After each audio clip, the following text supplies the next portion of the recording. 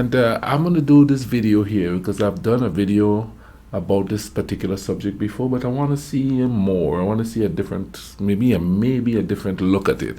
And this one is called "The Only Battle Fought Between American Soldiers in World War II: The Battle of Bamber Bridge Explained." So this is going to explain it and thing. So let's go ahead on YouTube and simmer and see what the Bamber Ridge battle was all about. Hostilities and Allied forces such as the Americans and Soviets going toe-to-toe. But did you know that two American units fought and shot each other over in northwest England in June 1943? This is the story of the so-called Battle of Bamber Bridge, a skirmish fueled by beer and Bamber no small Bridge. amount of racism.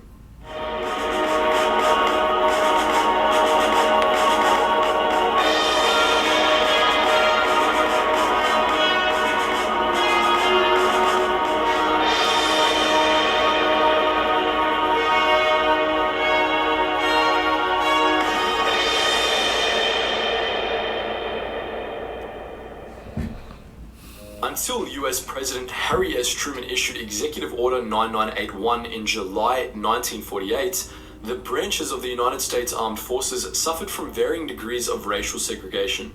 The first clause of the order read as follows: "It is hereby declared that there shall be equality of treatment and opportunity for all persons in the armed services without regard to race, color, religion, or national origin."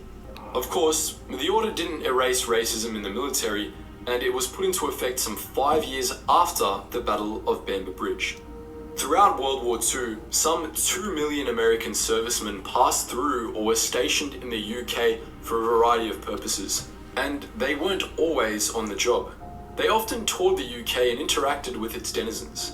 Many American servicemen married English women and brought them back to America when the war was over. More often than not, African Americans were well received by the British populace, at least at the start. When more racist white Americans poured into the UK, they imposed their aholery upon the British, refusing, for example, to eat at a restaurant that served black people. According to Roy Otterly's article, Dixie Invades Britain, which was published in 1942, American observers who were in the UK in 1942 when the first contingents arrived from America saw amicable and smooth relations develop between the Negro troops and their British hosts. So much so that certain white American soldiers became openly resentful, and they lost no time in attempting to discipline the British people. Now, how crazy is that, okay? You go to somebody else's country. Let me repeat that. You go to somebody else's country, and they have their way of doing things, their cultural way of doing things, and you decide that your way is the way that they're going to deal with the situation. Now, granted, it was about Americans. However, that just shows how they feel. They felt at the time. At the time, I'm going to emphasize at the time part of it, that they actually own these people still. So the mentality from, and I'm talking from the American soldiers' perspective, they own these brothers. So we're not going to only tell you what to do here, we're going to tell you what to do there. And those people there better adhere to what we tell you what to do, or there are going to be consequences. What is it about people wanting to go to other people's country and do what they want to do and enforce what they think is right for them in their country, in that person's country? That just baffles me, you know what I mean? I'm an immigrant here. I come here, I obey the laws, you know what I mean? I don't try to go and do this and do that unless it's going to harm me physically or something like that. Then I might speak up. But if it's not, that's those people's country, man. You know what I mean? Show some respect, you know? However, the mentality might be like, if they go there and they fraternize with the white people there, then they're going to want to come back here and think they could do it here when, you know, you're not the same caliber of human being as we are. They may get ideas and want to make changes, which came sooner or later, but you know what I mean? I don't understand that. According to an article by historian Joseph Dickinson, the resentment was due, at least in part, to the frustration of white American soldiers who saw how open British women were to relationships with black Americans and simply couldn't handle it without chucking a massive tantrum.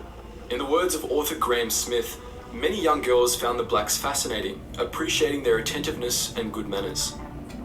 The United States Army Air Forces, or USAAF, the precursor to the US Air Force, operated... I hate to jump in here again, but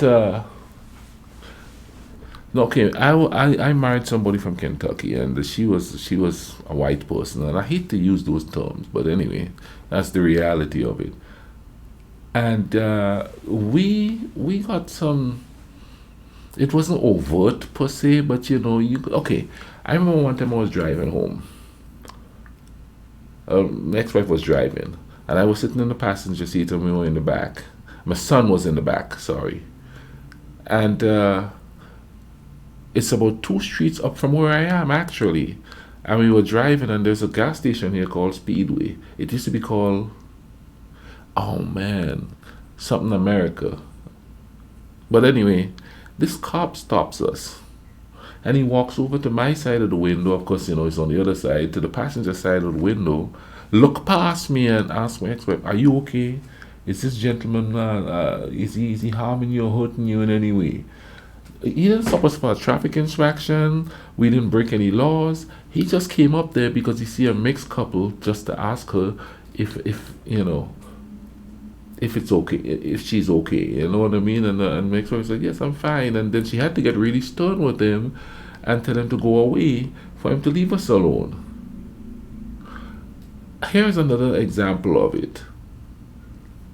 My ex-wife went to the doctor, and I went with her. And the gentleman is in there. Now, the doctor was really rude.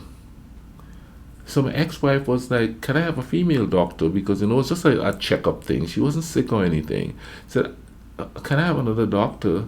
I don't feel comfortable with this guy. And it had nothing to do with the color of his skin whatsoever. He was just he didn't have a good bedside manner. You know what the doctor said? And I had to laugh. The doctor says, well, I don't see why she's scared of me when she's married to him.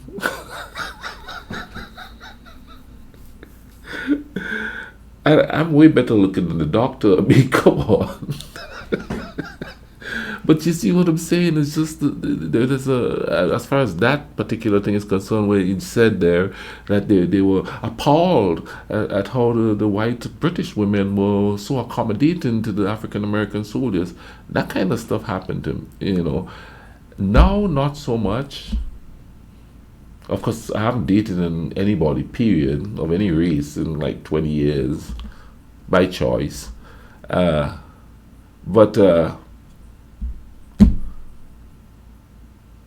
And I can't think of any incident that anybody has told me that anybody acted like that. It may well have been, because I'm pretty much of a loner, so I don't really talk to a lot of people about stuff like that anymore. But back then, this was the late 80s, it was prevalent. They were burning crosses in people's yards who got married to somebody of a different race. It's crazy. I could tell you stories, man, and it just blew my mind when I came here, because we're on the island, everybody is everybody. People got married, they chill, they. And then I came here, and it's like, I had one woman said, "Oh, I'm so sorry. You got pregnant. That's why you got married. You had to marry him because you got pregnant." He was like, "No, we were married for 2 years before my son came along." And she looked shocked. Why would you marry him? Willingly. What else can I do but laugh about that? What else can I do but laugh about that?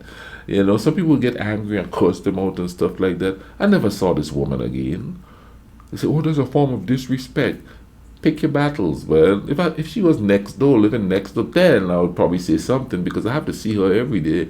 I never saw this woman again, so I didn't really care what she said. I just and then my ex was like, "What are you laughing at?" I said, "Come on, man. This stuff is just really ridiculous in these times." Let's get back to the story here. Out of more than 200 airfields in the UK, each base housing an average of 2,500 men. Among the American units which flew out of the UK was the 8th Army Air Force, and one of the 8 supporting units was the 1511th Quartermaster Truck Regiment, a racially segregated unit composed of African American soldiers. These men were housed at Air Force Station 569, or more colloquially, Adam Hall, in the village of Bamber Bridge in Lancashire, England. Their job was to deliver, via trucks, war material to other air bases in the area. When they were off duty, some of the men enjoyed a pint or two at a watering hole called Ye Old Hob Inn, where they were more than amicable with the local English. When the white Americans started cracking down on this, demanding the establishment of a colour bar in the village's 3 pubs put up signs reading "Black Troops Only." Racism, it seemed, would not be tolerated in Bamber Bridge. Unfortunately, the 234th US Military Police Company, which operated on the north side of the village, were especially sore about the attentive, well-mannered African-American men winning the hearts of Bamber Bridge's women. The MPs had standing orders to arrest American soldiers who were out without a pass, who weren't dressed properly, or who were acting disorderly. On the 24th of June 1943, just days after the race riot back in Detroit, Michigan, they tried to use their power to give the black soldiers of the 1511th a hard time. The consequences were disastrous. While the specifics might vary between sources, the core of the story remains the same.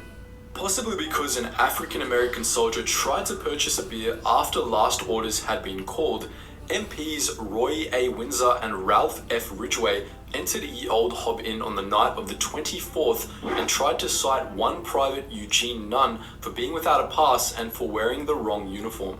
An argument broke out, and the locals, as well as British servicewomen of the Auxiliary Territorial Service, sided with Nunn and the 1511th. An unnamed white British soldier also chimed in, saying, "Why do you want to arrest them? They're not doing anything or bothering anybody." The heat increased, and one private, Lynn M. Adams of the 1511th, brandished a bottle. In retaliation, Windsor drew his gun. It might have gone down then and there had not a black sergeant by the name of William Byrd managed to defuse the situation. The MPs got into their jeep and were on their way out, but Private Adams was mad and probably a little drunk, and decided it would be a good idea to throw his bottle at the jeep. The MPs were outnumbered and chose not to retaliate at that moment. Instead, they gathered some reinforcements and ambushed the men of the 1511th as they were walking back to Adam Hall later that night. A fight ensued on the road, possibly with the MPs wielding billy clubs. The 1511th fought back with bottles and loose cobblestones. Supposedly to stop Private Adams from hurling a stone at him, MP Carson W. Bosman drew his gun and fired. The bullet struck the private in the neck, but he wasn't killed. The fight soon subsided, and the men of the 1511th made it back to Adam Hall, mostly in one piece. At some point during the chaos, a rumor spread throughout the village. A black soldier had been shot in the back, and the MPs were out on a manhunt. There seems to be a little confusion about what happened next, but the resounding narrative is that a pissed-off crowd of some 200 black men rallied at Adam Hall, standing against their white senior officers and calling for war. It's possible they would have stormed the village en masse, but the 1511th's only black officer, Lieutenant Edwin D. Jones, was able to calm them down, for the time being. It wasn't long after that, however, that about a dozen MPs drove into Adam Hall in several jeeps and an improvised armoured car fitted with a machine gun. This prompted the 1511th to seize about 2/3 of the firearms stored at Adams Hall and either take up defensive positions or drive or run out into the night to meet the MPs head-on. The locals were instructed to stay inside, and over the next 3 to 4 hours, a firefight raged through the Bamber Bridge area. A private of the 1511th, one William Crossland, took a bullet and died, while 4 or 5 other soldiers and 2 MPs were injured. It could have been much, much worse, all things considered. Following this mess, 2 trials were conducted. In the first, 4 of the African American men involved in the fight in which Private Adams was shot were found guilty of various offences, dishonourably discharged and sentenced to hard labour. In the second trial, 28 of the 35 defenders were convicted of offences such as ignoring orders, failing to disperse, rioting, mutiny, seizing arms and firing on officers and MPs. They were sentenced to as many as 15 years. Wow. But further reviews saw a reduction in these sentences and the release of some of the men. 15 of them returned to duty in June 1944, just in time for the Normandy landings. All in all, the longest period served by any of the men was just 13 months. Again, things could have been much worse. The commander of the 8th Army Air Force, General Ira C. Eaker, believed much of the blame fell on the MPs, whose blatant racism inspired the entire affair. The white officers of the 1,511th were also largely to blame, as they did a terrible job of trying to pacify the rioting men at Adam Hall and also refused to tend to the wounded among them. At least one of them was reportedly drunk.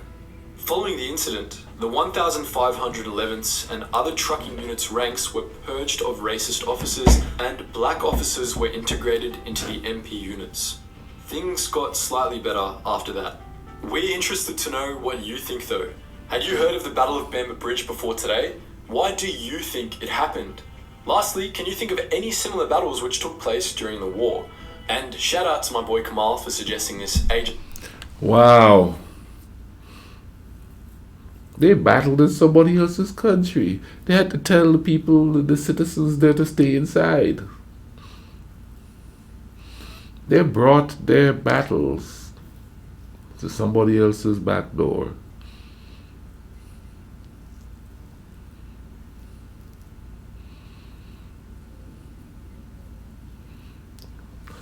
I'm kind of speechless there. I mean, I heard about it, and I did that one video, but this one was a lot better. I have to admit, you know what I mean. Kudos to taking for this video here, but wow.